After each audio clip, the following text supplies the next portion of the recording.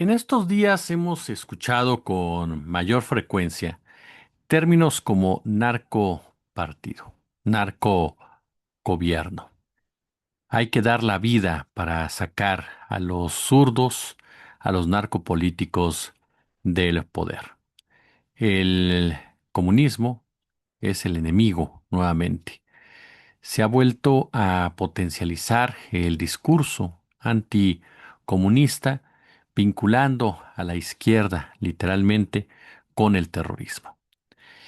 Y esto nos lleva a pensar lo que hay detrás de este relato, de esta narrativa, que se viene a coronar con una declaración que parecería ser una especie de respaldo, pero que a la postre da cuenta de una profunda sumisión. Quien critica a Israel se queda sin visa. Palabras expresadas por Marco Rubio. ¿En dónde está la relación de todos estos hechos? ¿Por qué están concatenados? ¿Y qué es lo que los une?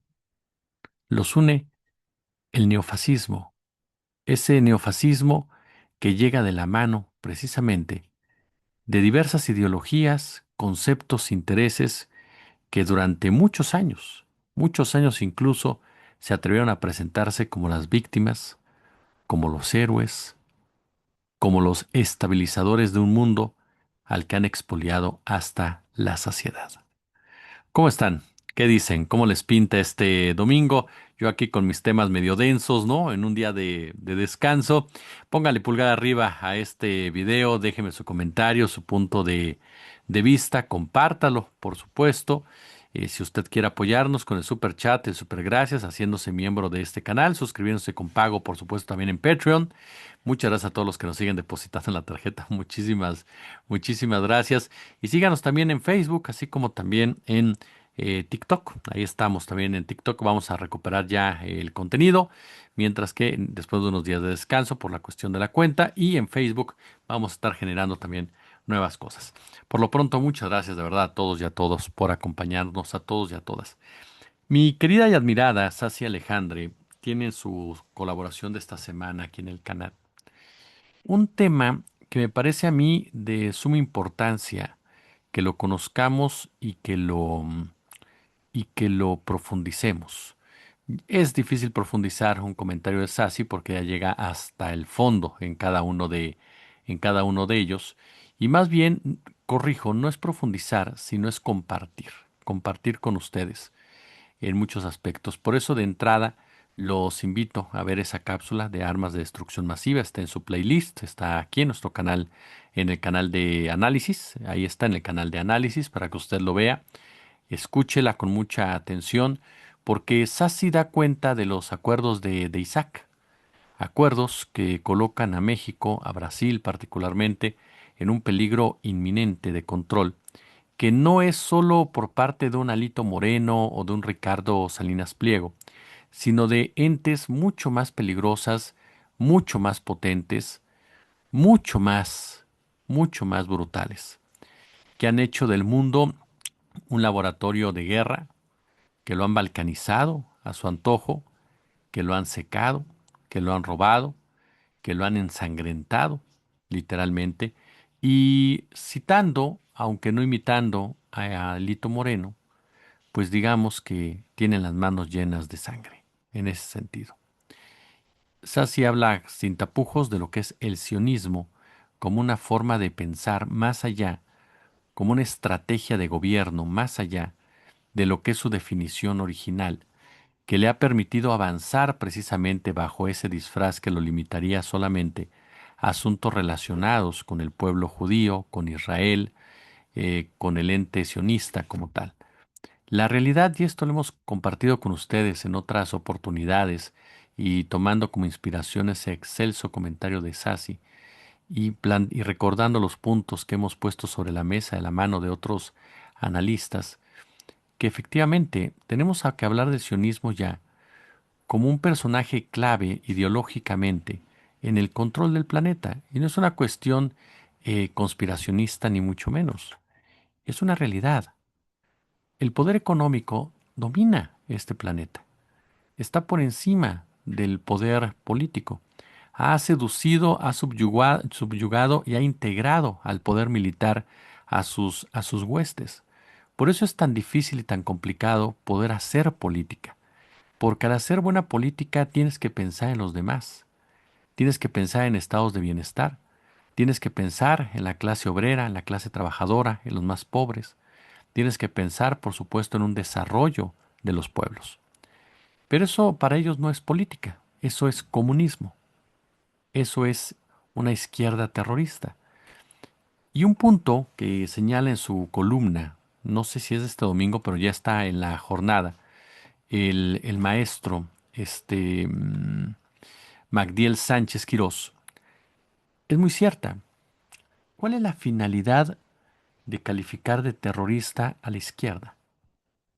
¿Cuál es la finalidad de revitalizar o repotencializar al comunismo como el enemigo? Pues muy fácil, replicar lo que ya vimos hace muchos años, en donde el comunismo tenía que ser el diablo. El comunismo tenía que estar asociado a las peores cosas, porque si no los trabajadores, los empobrecidos, los campesinos, las comunidades originarias, todos aquellos y aquellas que estamos segmentados del desarrollo per se que marcan los anglo-sionistas, los nazi-sionistas, los integrantes de esa casta dorada mil millonaria o hasta trillonaria ya, en un caso particular como el de Elon Musk, han dictaminado. Cuando toda esta gama, que somos mucho más, entendiéramos, comprendiéramos y valoráramos los conceptos comunistas como tales, más allá de toda esa narrativa hollywoodense que se ha planteado durante tantos años, ese esquema mundial estaría completamente en riesgo. Entonces, como bien señala Magdiel Sánchez, el mensaje es muy claro a aquellos futuros rebeldes, aquellos futuros libertadores, aquellos futuros emancipadores. No te puedes involucrar con actos criminales, terroristas, porque eso es lo que es el comunismo.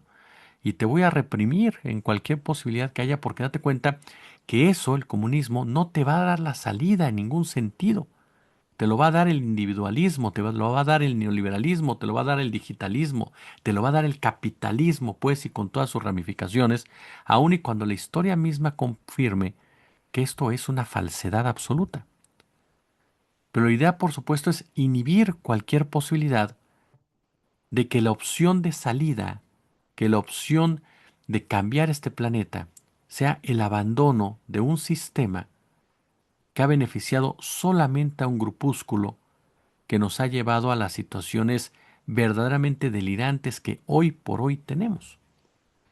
Y es ahí en donde me parece que estos conceptos cobran una mayor fortaleza, porque como bien lo señala el maestro Magdiel Sánchez, ¿no? Cuando aparece Marco Rubio, respaldado por personajes como Trump, como Abelardo de la Espriella, como Milei, como Netanyahu, como Bukele, para no irme del otro lado, y muchos otros, hablando precisamente, ¿no?, de que el comunismo y las fuerzas de izquierda, literalmente, representan al enemigo, representan la inestabilidad, representan, representan la podredumbre, ¿no?, literalmente del planeta, lo que haces es criminalizar a todas las expresiones que están dispuestas a pelear contra el fascismo que tú representas, a todas las expresiones antisionistas, no antisemitas. Eso hay que dejarlo en claro. No estamos hablando de antisemismo jamás. Eso es muy diferente. Nadie odia a los judíos. Aquí estamos cuestionando el sionismo. Por supuesto hay que criminalizar a los socialistas, pero sobre todo hay que ir en contra de los anti-imperialistas. Y en ese marco hay que dejar en claro algo. Hoy por hoy el imperialismo es narco. Hoy por hoy el imperialismo es sionista. Hoy por hoy el imperialismo es depredador. Hoy por hoy el imperialismo es conservador. Hoy por hoy el imperialismo es libertario. Hoy por hoy el imperialismo se quiere vender como defensor de la libertad de expresión. como defensor de las causas justas. Hoy quiere disfrazar su intolerancia, su autoritarismo, lanzándose en contra de un fantasma que cada año tratan de revitalizar para justificar cada una de sus atrocidades, literalmente. Hoy vivimos una época en donde el totalitarismo está más que presente. Y la campaña que lanzan, ¿no? Es una campaña, como bien dice el maestro MacDill, muy eficaz, porque es ahí donde se unen estas historias que empezamos a desarrollar y que vale la pena, reitero, ver el video de Sassy, que está maravilloso el video, y por supuesto, empezar a pensar también del otro lado. Porque aquí lo que se vende, si usted se da cuenta lo que se vende, es uno, el narcotráfico. El narcotráfico como el gran enemigo, ¿no? El gran violentador, el gran generador, precisamente, de todas las problemáticas en materia securitaria o de seguridad que se padece en los pueblos del sur global. Es muy fácil en este sentido caer en un discurso que se viene construyendo desde hace muchos años y que ya grandes exponentes como Nacho Alvarado, como Osvaldo Zavala, como Froilán Enciso, han, han derrumbado con muchos argumentos, tanto semánticos como semióticos, dejando muy en claro precisamente el juego de palabras, el uso de las mismas, la creación de la figura del capo, de lo que es un presunto narcoestado cuando resulta ser un estado soberanista, un presunto narcopartido cuando resulta ser un partido soberanista, y cómo a pesar de que Hollywood, Netflix y tantas otras de estas marañas comunicacionales intentan siempre vender precisamente este tema como algo aventuresco, como una especie de novela negra, esconden regularmente el origen primordial del mismo y se les da un valor completamente insuperable a personajes que en realidad son totalmente desechables y la propia historia así lo demuestra. Pero eso le da agua a los fascistas. Eso le da agua a los fascistas. ¿Por qué? Porque de esa manera pueden justificar muchos de sus principales derroteros.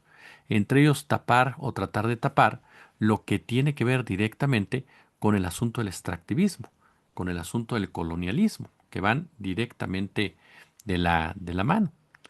Y ahí es precisamente en donde entra el primer punto que quiero ponerles de manera descriptiva en la mesa. En México, voy a ir avanzando en ese sentido. En México nos topamos con que en los últimos días el INE toma la determinación de, como ha sucedido en otras ocasiones, de pedirle a Alejandro Moreno que ya no llame narcopartido a Morena si no tiene pruebas.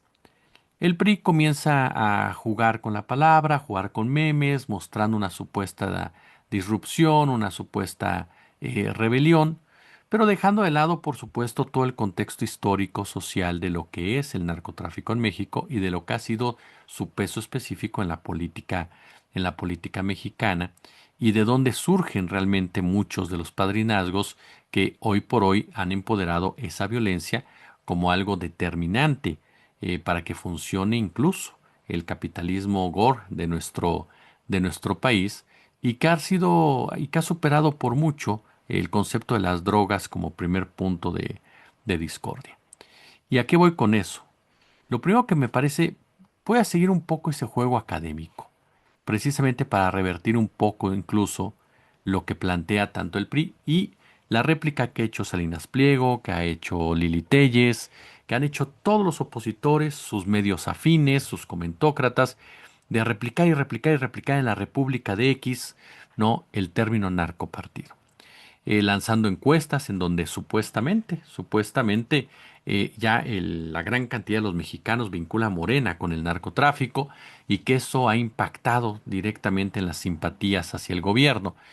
Pero lo lamentable es que estas encuestas que presentan con tanta fuerza y que invierten mucho en ellas y se comparten de manera recurrente en una estrategia perfectamente delineada, no desconocida, sí delineada, pues se derrumban cuando aparecen otras encuestadoras serias, independientes, quienes no se dejan llevar por tanto ruido y pues dan margen de otra realidad que escapa a las encuestas de X, por ejemplo. Y es que hay que dejarlo en claro, el término narcopartido no es un concepto jurídico, así, ya de entrada.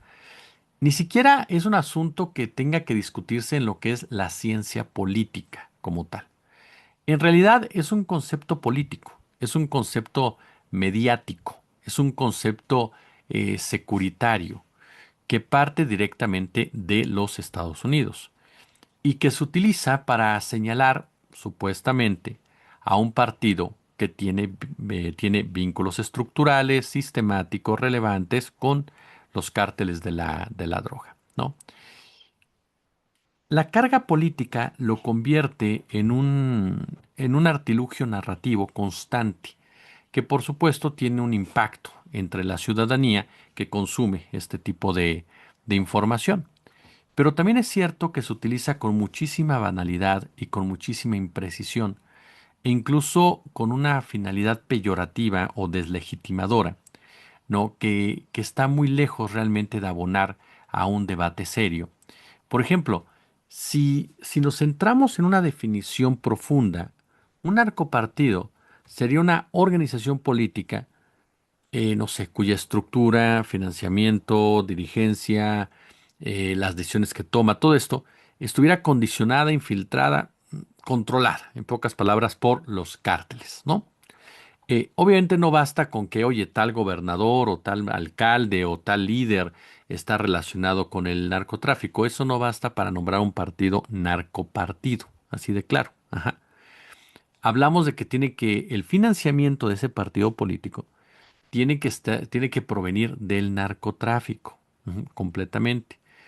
Los candidatos, así, sistemáticamente los candidatos tienen que ser impuestos, insisto, estoy siguiendo el rollo oficial, tienen que ser impuestos por organizaciones criminales. Los dirigentes tienen que responder a intereses criminales. Y las decisiones del partido tienen que proteger 100% a acciones ilícitas como tales. Ajá. Es decir, tendríamos que hablar de una especie de captura institucional, toda, no de corrupción individual. Reitero, estoy siguiendo la narrativa oficial. Usted sabe lo que yo pienso en ese sentido y ahorita le doy por ahí. Ajá.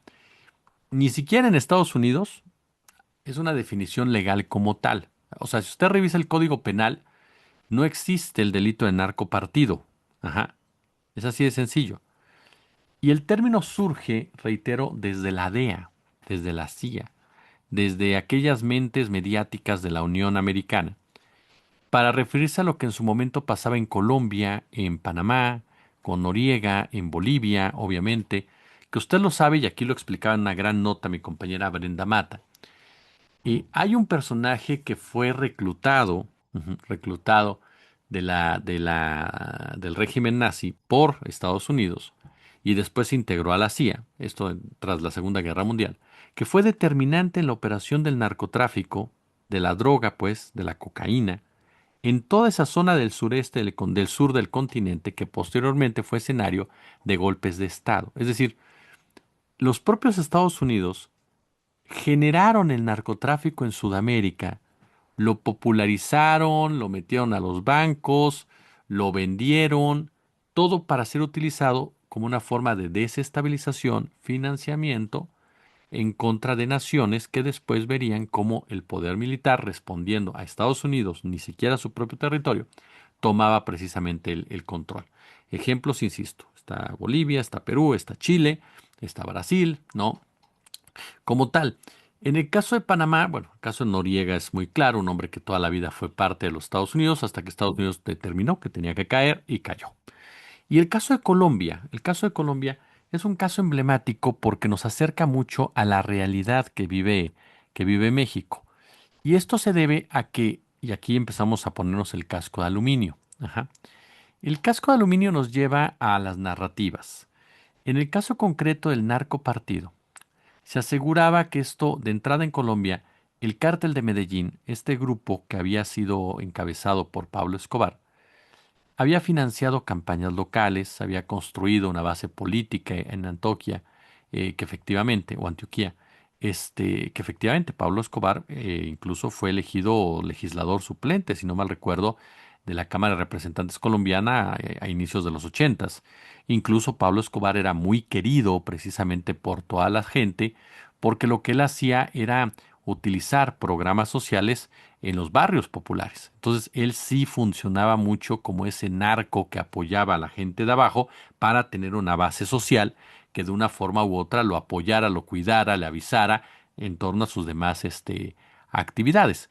Ahora, Pablo Escobar no convirtió a este partido por el cual participaba en un narcopartido. En realidad, si ya le escudriñamos, él lo que hacía era tener protección política de algunos personajes de la política colombiana e influir directamente en que no se aplicara, insisto, en lo que era la extradición a los Estados Unidos. Sin embargo, cuando incluso asesinaron a personajes que denunciaron precisamente estos vínculos de Pablo Escobar, el caso de Rodrigo Lara, por ejemplo, ¿no? Que era ministro de Justicia. También asesinaron, si no mal recuerdo, a periodistas, a candidatos presidenciales allá en Colombia, que de una forma u otra se enfrentaban a este concepto de Pablo Escobar y del cártel de Medellín, ¿no? Y que según la CIA, pues Pablo Escobar así había logrado empoderarse de tal manera, de tal forma, metiéndose con la política para convertirse en el monstruo que se había cometido. Después surge el cuento de los hermanos de Cali, los caballeros de Cali. Diversas investigaciones revelan que este cártel habría aportado millones de dólares a la campaña de Ernesto Samper. Hubo grabaciones conocidas como los narcocassettes y diversas investigaciones apuntaron a que el dinero del cártel ingresó precisamente a la campaña. El Congreso absolvió políticamente a Samper. Él siempre negó estas acusaciones. Al más puro estilo de Rufo, dice: yo no sé dónde llegó el dinero. Sí, yo era la cabeza, pero no tenía ni idea de qué pasaba. Algunos integrantes de su campaña, como se esperaba, fueron condenados, pero su legitimidad como gobierno se vio muy golpeada y Estados Unidos entonces, en un acto de moralidad y autoridad moral, le retiró la visa, ajá, desertificó a Colombia temporalmente, pero algo fue muy interesante. Cuando desertifica Colombia, esto abrió el paso para cuando la certificación volviera a Estados Unidos con mucho mayor poderío que el que ya tenía, aparte de sus bases militares y todo ello, y con una mayor influencia y libertad para sus propios agentes. ¿Qué tanto realmente fueron los caballeros de Cali y Pablo Escobar los que estaban financiando campañas? ¿Qué tanto eran las propias fuerzas estadounidenses lo que lo estaba haciendo a través precisamente de estas organizaciones criminales? Porque no olvidemos que Estados Unidos pactó con el cártel de Cali, como ahora pacta con los Chapitos, para poder asesinar a Pablo Escobar, ¿no? Como pactaron con los Chapitos para entregar al Mayo. Es decir, las agencias estadounidenses siempre han tenido esa relación para poder pedir lo que sea a un cártel y este cártel actúa de manera inmediata. El razonamiento que dan es que logran algún tipo de protección, aunque después todos ellos caen. Regularmente se van a la cárcel, están un rato en la cárcel y Estados Unidos les quita su dinero. Así funciona en muchos sentidos, ¿no? Eso es lo que podríamos hablar de ese episodio de la narcopolítica en Colombia. Sin embargo, se dijo que no todo el Partido Liberal Colombiano era controlado por el cártel de Cali, porque había elementos del Partido Liberal Colombiano que consideraban que no era así. Y aquí entramos al caso incluso de la parapolítica en Colombia. Esto es algo muy serio, le voy a decir por qué.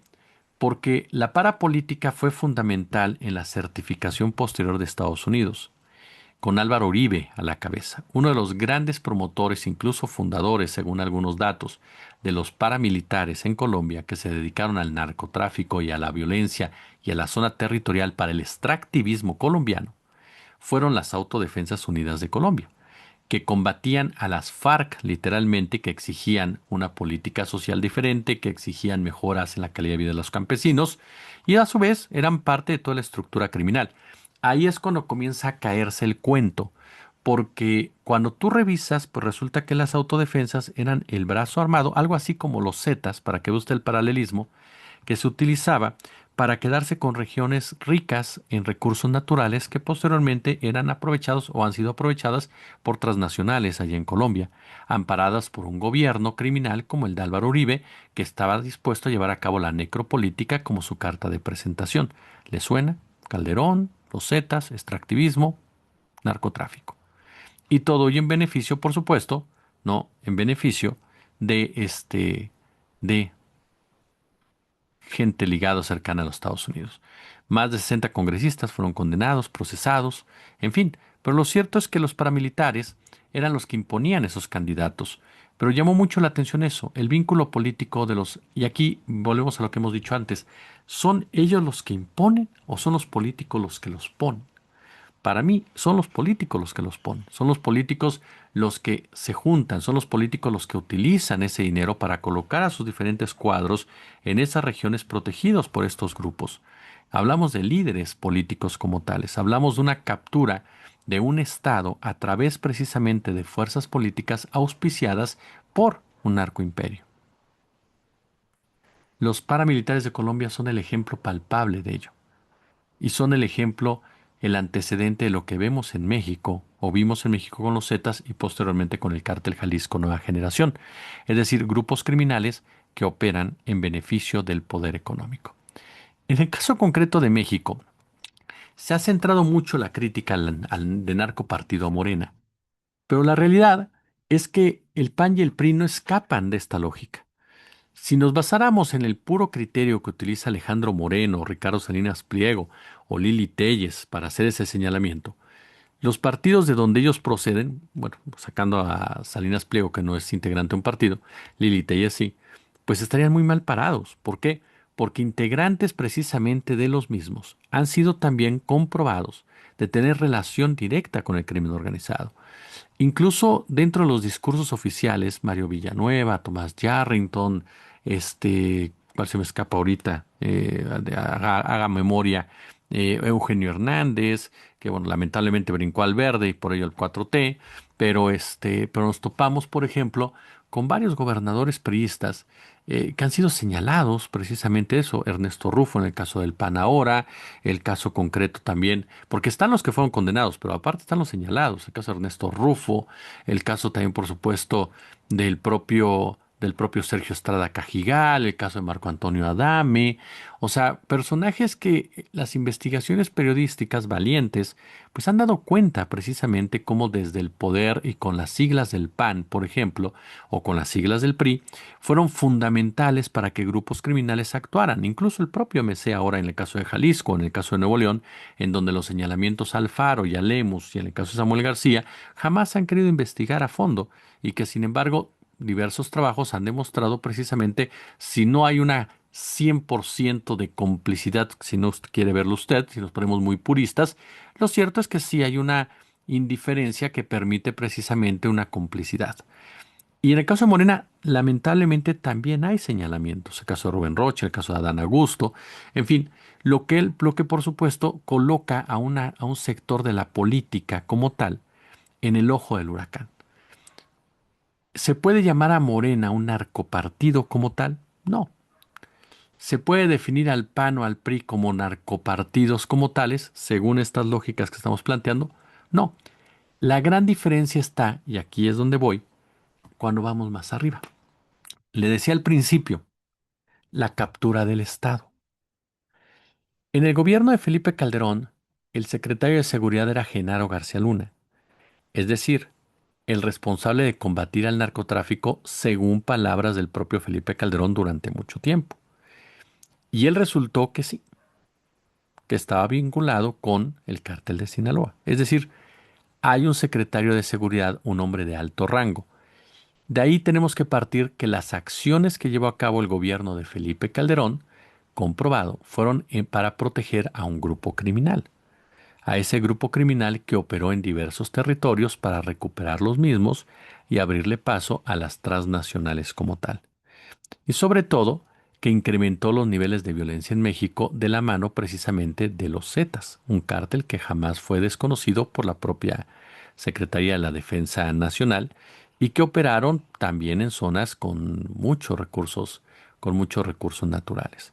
Entonces, cuando empezamos a unir las fichas, nos topamos en que el gobierno de Felipe Calderón Hinojosa fue un narcogobierno, un gobierno criminal, un gobierno en donde lo principal fue estigmatizar y criminalizar a la población, robarle al mexicano y mexicana sus recursos naturales en beneficio del poder económico y basado, por supuesto, en las drogas, al más puro estilo como lo ha venido haciendo Estados Unidos en diferentes partes del mundo.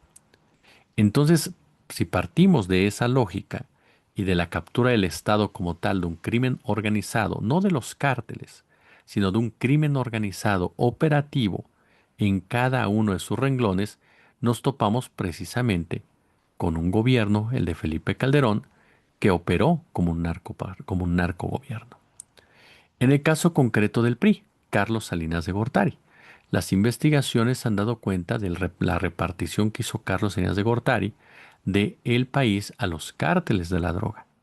La forma en cómo Carlos Salinas de Gortari y su sexenio operaron precisamente para que estos grupos criminales fueran el brazo armado, al igual que años después, de los intereses económicos y de cómo el crimen organizado, con todo lo que esto conforma y se compone, operaba desde los propios pinos, con personajes como José Córdoba Montoya, con personajes bastante cuestionables en muchos sentidos también desde la propia Secretaría de la Defensa Nacional, desde la propia Procuraduría General de de la República, y en donde el crimen organizado terminó cobrando la vida de un candidato presidencial. Y por crimen organizado no me refiero a los narcos, insisto, sino a toda una estructura criminal que controló y manejó las diversas actividades ilícitas de de este país en perjuicio de aquellos que menos tienen.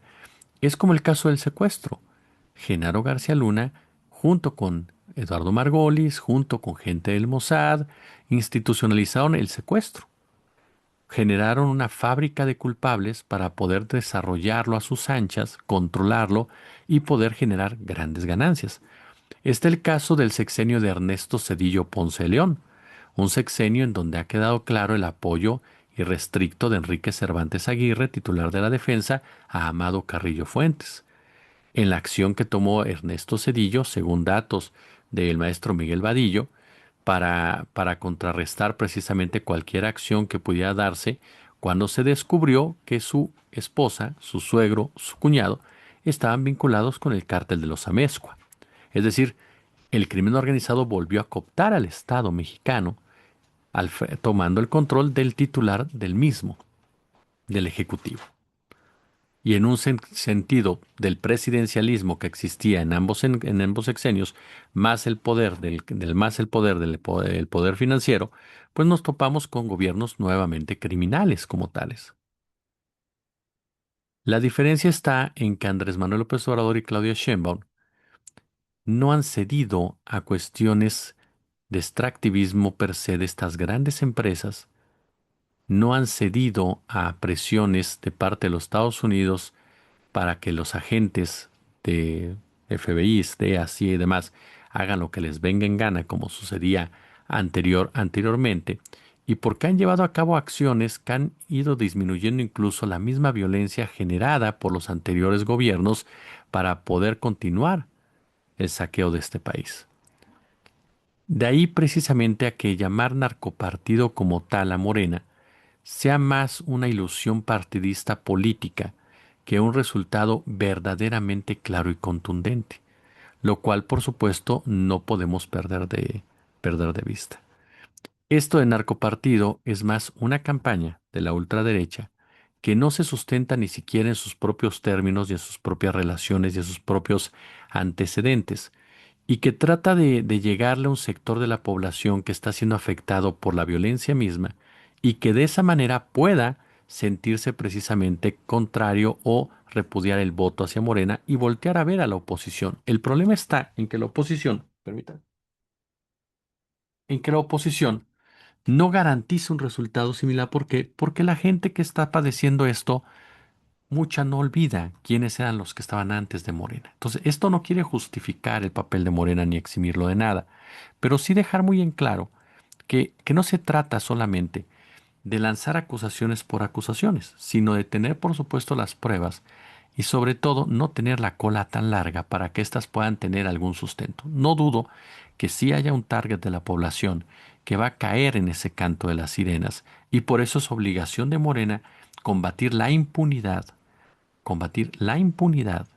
y que cuando haya casos reales, fuertes, de pruebas, no meta las manos, como no lo ha hecho hasta ahora, de no meter las manos al fuego por nadie, y que se deslinde de personajes que la gente, el pueblo, en esas entidades sabe perfectamente que tienen alguna relación como tal.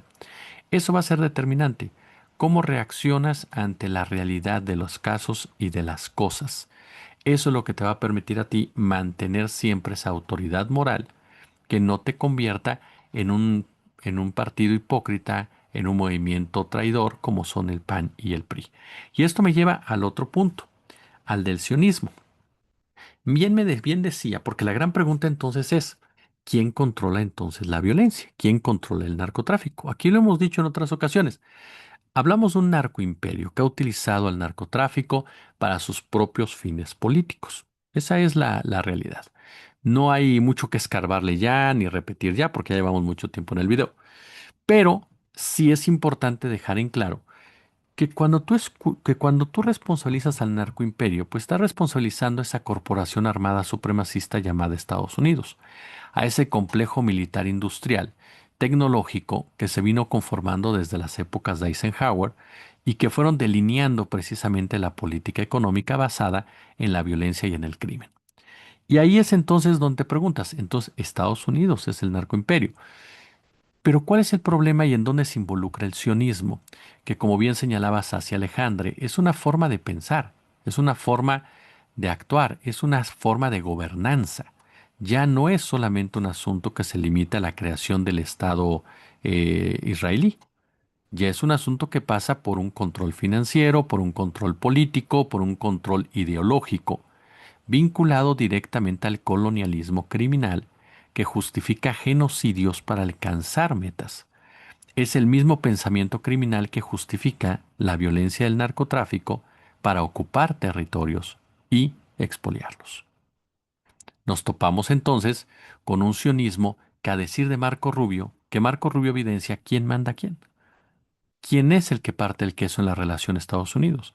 Si no nos había quedado claro con las acciones por parte de Netanyahu sobre Trump, se viene a confirmar cuando Marco Rubio sale a decir que quien insulte a Israel o critique a Israel se queda sin visa para Estados Unidos. Eso lejos de ser una postura de respaldo, es una postura de sumisión. Una sumisión que solamente puede entenderse por los archivos Epstein, claro, pero también por ese poder económico que tiene el sionismo en los Estados Unidos y que viene operando desde hace muchos años y que está basado en los famosos lobbies, ¿no? Particularmente uno de ellos, ¿no? Que ha sido muy mencionado en varias ocasiones como tal, y que es el famoso AIPAC, que vaya que invierte en candidatos del Partido Demócrata y Republicano. Yo recuerdo mucho, y esto lo decía muy bien Kurt Hadbark y Jesús López Almejo, cómo este tipo de lobbies son tan poderosos que logran incluso sacar a políticos de la contienda, hacerlos perder. Yo recuerdo a uno del Partido Republicano que dijo, pues me encantaría responderle a mi rival, pero como está en Israel, pues yo qué voy a decir. Entonces, eso te habla precisamente de la influencia que tienen ya en la política, en donde los presidentes de Estados Unidos tienen mucho tiempo que no han podido moverse. Recordemos la participación del Mossad en el asesinato de John F. Kennedy, pero además en los chantajes y golpes que ha habido en contra del gobierno de George Bush padre y en el gobierno de Clinton. Gobiernos que de una forma u otra, al igual que Kennedy, se negaron a ceder a demandas inmediatas del poderío sionista. Y esto derivó, ya fuera en su muerte o en su intento de golpe de Estado o en su abdicación antes de tiempo a la posibilidad de reelegirse como tal, o no antes de tiempo, de abdicar a la posibilidad de reelegirse como tal. Es decir, los gobiernos de Estados Unidos tienen mucho tiempo sometidos no por Israel, sino por el sionismo como tal. Por eso actúan de la manera como lo están actuando.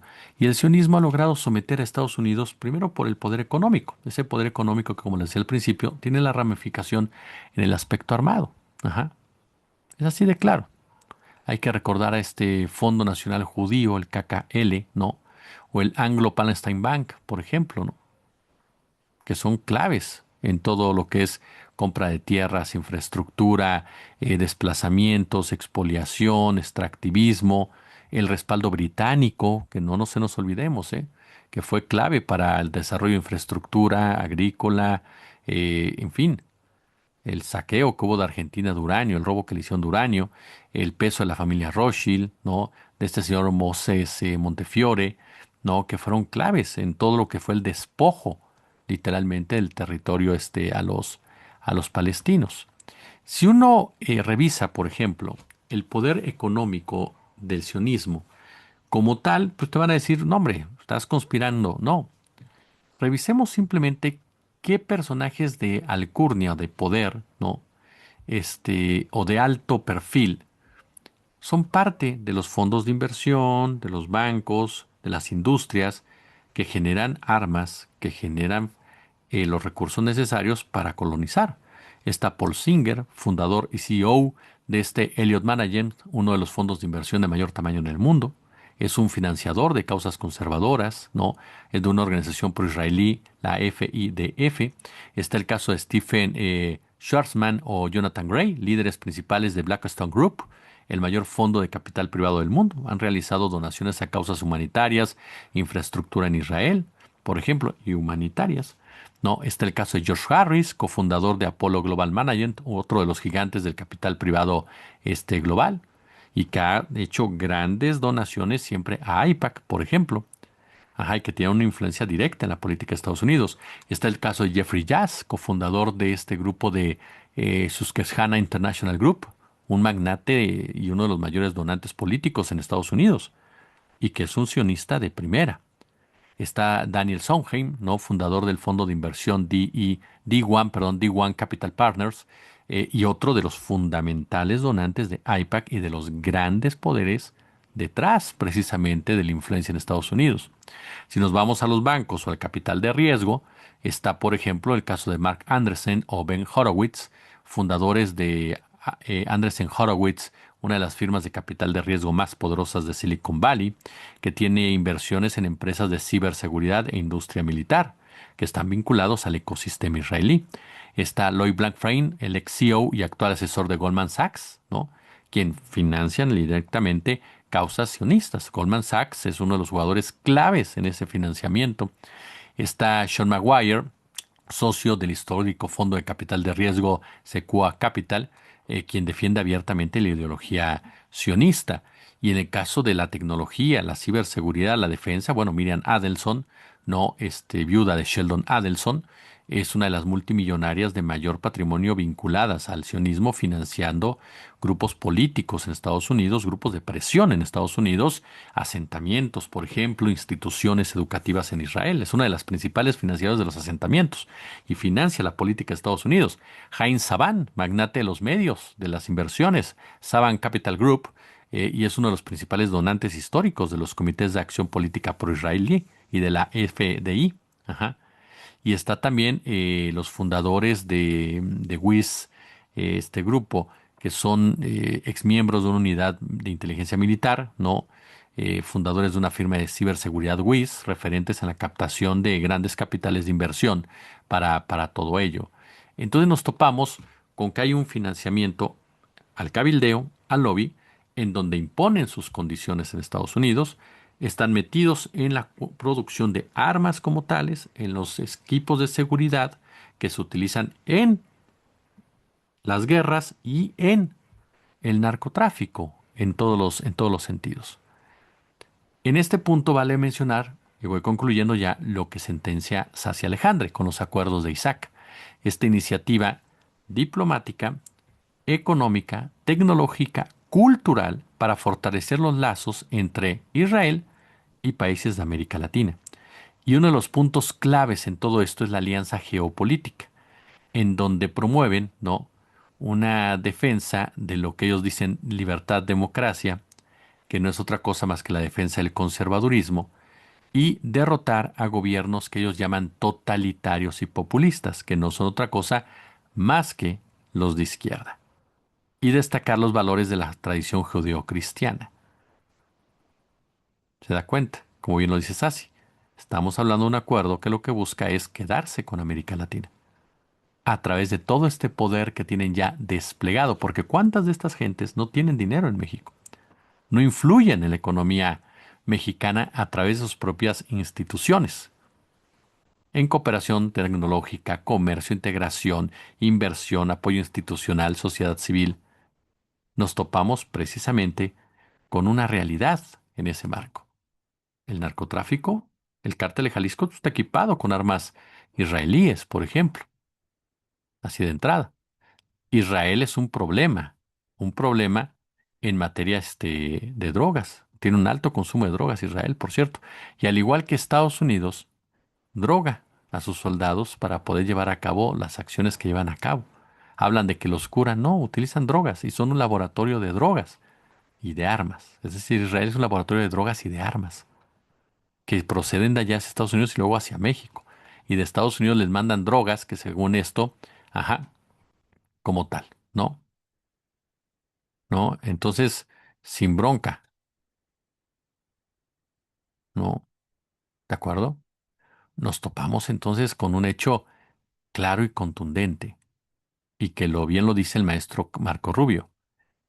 Perdón, el maestro Carlos Facio sobre Marco Rubio y su semántica del terror, ¿no? Como tal. Son los pueblos elegidos por Dios, se da cuenta. Los pueblos hermanados por el sionismo. Ese sionismo que en realidad no es otra cosa más que un posfascismo que regresa vendiéndose como la libertad, cuando lo que quiere es acabar con cualquier posibilidad de que pienses diferente, quedarse con todo, a punta de balazos, a punta de bombazos, y acabar de una vez con cualquier resistencia que provenga de aquellas ideologías y conceptos que se oponen a esa barbarie financiera ahora respaldada por el digitalismo. Por eso cada vez que escuchemos narcopartido, no olvidemos quién está dictando las reglas. Pulgares arriba. Como siempre, un gusto, como siempre, un placer. Gracias. Nos vemos entonces. La próxima semana estrenamos ya, por supuesto, nuestra sección de películas, series, cómics tan prometida. Ya va a estar la próxima semana. Por lo pronto, les agradezco a todos ustedes que estén con nosotros y ya lo saben. Les mando un abrazo muy, muy, muy fuerte. No se pierdan el otro canal. Ya están listos, por supuesto, a las 3:30, Nacho Alvarado, maravilloso Nacho con su sección esta del R1, 5 de la tarde, Canálisis de Sósimo Camacho sobre la UNAM, duro y a la cabeza. 6:30 llega Luis Guillermo Hernández, como siempre, hablando sin pelos en la lengua. 20:30 Josefa Galván y 21:30 Fabrizio Loruzzo. Yo le agradezco el favor de su atención. Gracias. Nos vemos al rato.